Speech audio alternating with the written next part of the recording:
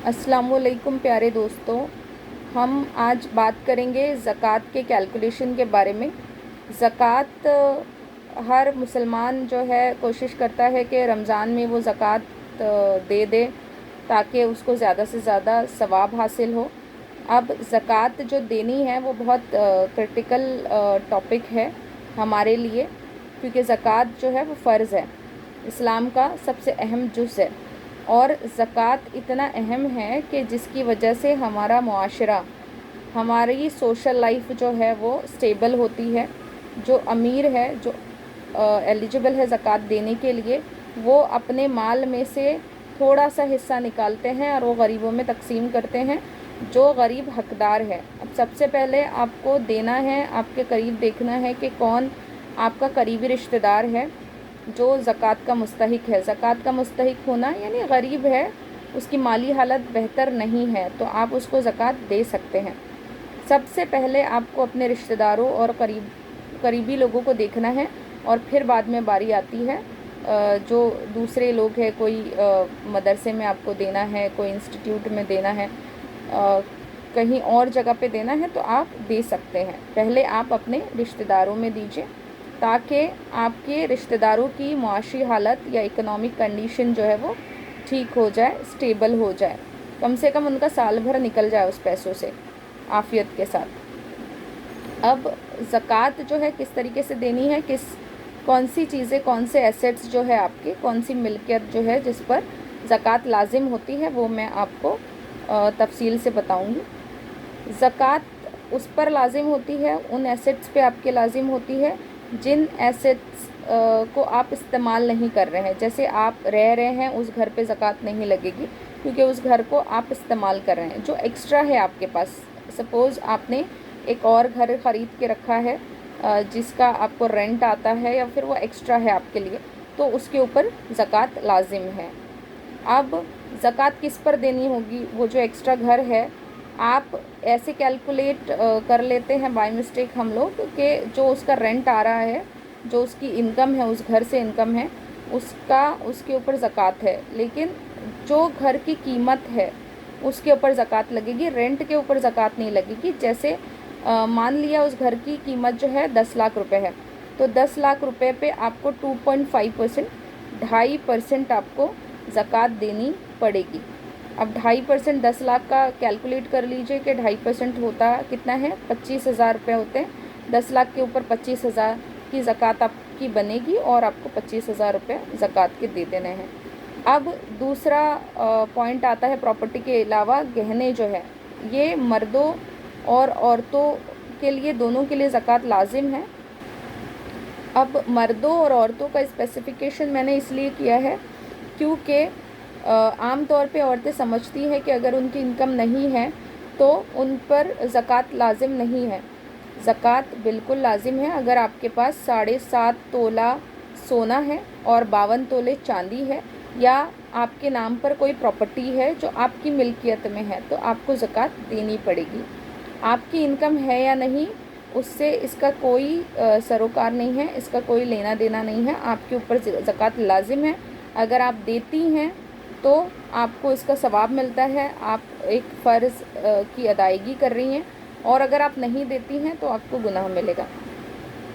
अब इसमें 7.5 तोला सोने में, अगर उसकी कीमत 7.5 तोला सोने की कीमत अगर होती है समझ लीजिए 7 लाख रुपए, तो 7 लाख के हिसाब से जो भी 2.5%, 2.5% जो भी अमाउंट निकलता है उसके हिसाब से आपको ज़कात अदा करनी होगी। या आपके पास 52 तोला चांदी है, 52 तोला नहीं है चांदी, अगर 7.5 तोला सोना है, या इतनी ही रकम का, जितनी रकम उसकी बनती है, कुछ और चीज़ है, तो आपके ऊपर ज़कात लाजिम है। और उसके ऊपर 2.5%, 2.5% आपको ज़कात निकालनी है और गरीबों को देनी है। अब कैलकुलेट कैसे करें? अगर आपके ऊपर कोई कर्ज़ा है या लोन है तो आपके ऊपर ज़कात लाजिम होती है या नहीं है? देखिए, ज़कात लाजिम होती है, मगर किस तरीके से लाजिम होती है मैं आपको बताऊंगी। कि फ़र्ज़ किया कि आपके पास جو ہے وہ پراپرٹی ہے، سونا ہے، چاندی ہے، ساری چیزیں ہیں جس کی اوور آل قیمت ہوتی ہے 15 لاکھ روپے، جو آپ یوز نہیں کر رہے ہیں، ایکسٹرا ہے آپ کے پاس، آپ کے ایسیٹس ہے، آپ کی ملکیت ہے، وہ ہے 15 لاکھ روپے کی، اور آپ کے اوپر قرضہ ہے 10 لاکھ روپے کا۔ وہ قرضہ کہیں سے بھی آپ نے لیا ہے، وہ آپ کے اوپر دینے بنتے ہیں پیسے 10 لاکھ روپے، تو آپ 15 لاکھ میں سے 10 لاکھ روپے مائنس کریں گے، اور 5 لاکھ روپے جو بچے اس کے اوپر 2.5% یعنی 2.5% کی زکوٰۃ آپ نکالیں گے، اور وہ زکوٰۃ کے لیے آپ ایلیجیبل ہو۔ اس طریقے سے آپ کو زکوٰۃ ادا کرنی ہے۔ زکوٰۃ ادا کرنے کا مطلب یہ ہے کہ آپ فرض ادا کر رہے ہیں، لیکن اپنی مال کو اللہ کے امان میں دے رہے ہیں، اللہ کی حفاظت میں دے رہے ہیں۔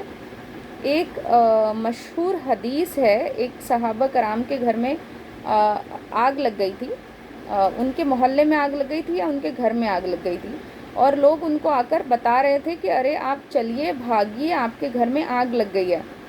تو وہ صحابی بالکل ریلیکس ہو کے اور مطمئن ہو کر بیٹھے تھے کہ ٹھیک ہے، میرے گھر کو نہیں جلا سکتی آگ، میرے گھر کو نہیں جلا سکتی۔ تو لوگ بڑے حیران ہو گئے کہ وہ اس طریقے سے کیوں بات کر رہے ہیں۔ تو لوگوں نے پوچھا ان سے کہ آپ ایسے کیوں بول رہے ہیں؟ صحابی گھر گئے اور دیکھا کہ ان کے گھر پہ آگ لگی ہے یا نہیں۔ انہوں نے دیکھا کہ آگ نے ان کے گھر کو نہیں چھوا۔ پھر انہوں نے بولا لوگوں کو کہ میرے گھر کو آگ لگی نہیں سکتی، مجھے پورا یقین تھا کیونکہ میں نے پوری زکوٰۃ ادا کی ہے۔ اور ہمارے پیارے نبی حضرت محمد صلی اللہ علیہ وسلم کا فرمان ہے کہ جس نے بھی اپنے مال کی زکوٰۃ ادا کی، اس کا مال، اس کی وہ زمین یا اس کی وہ چیز اللہ کے امان میں چلی جاتی ہے، اور جس کی حفاظت اللہ کرے اس کو کون برباد کر سکتا ہے۔ تو میرے بھائیوں، میری بہنوں، آپ اس پوائنٹ کو بھی دھیان میں رکھیے کہ جب آپ زکوٰۃ دیتے ہیں تو آپ کی چیزوں سے آپ بے فکر ہو جاتے ہیں، اس کی سیکیورٹی کے بارے میں آپ بے فکر ہو جاتے ہیں، اس کی حفاظت اللہ کرتے ہیں، اور پھر وہ بے فکری ہو جاتی ہے آپ کو کہ پورا سال بھر آپ کو اس پر دھیان دینے کی ضرورت نہیں ہے، فکر کرنے کی ضرورت نہیں ہے، وہ اللہ کے امان میں آ گئی۔ اللہ آپ کو اور ہمیں تمام فرائض ادا کرنے کی توفیق عطا فرمائے، پوری پابندی کے ساتھ ادا کرنے کی توفیق عطا فرمائے، اور اس رمضان کے مہینے کا، اس کے اجر کا، اس کے ثواب کا، اس کی رحمتوں کا، اس کی برکتوں کا پورا فائدہ اٹھانے کی توفیق عطا فرمائے۔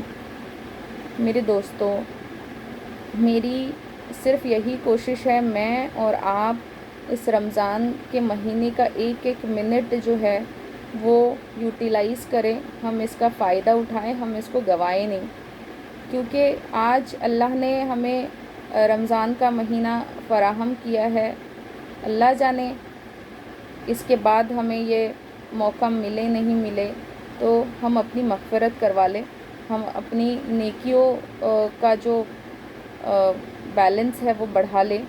اللہ ہمیں توفیق دے، آمین ثم آمین۔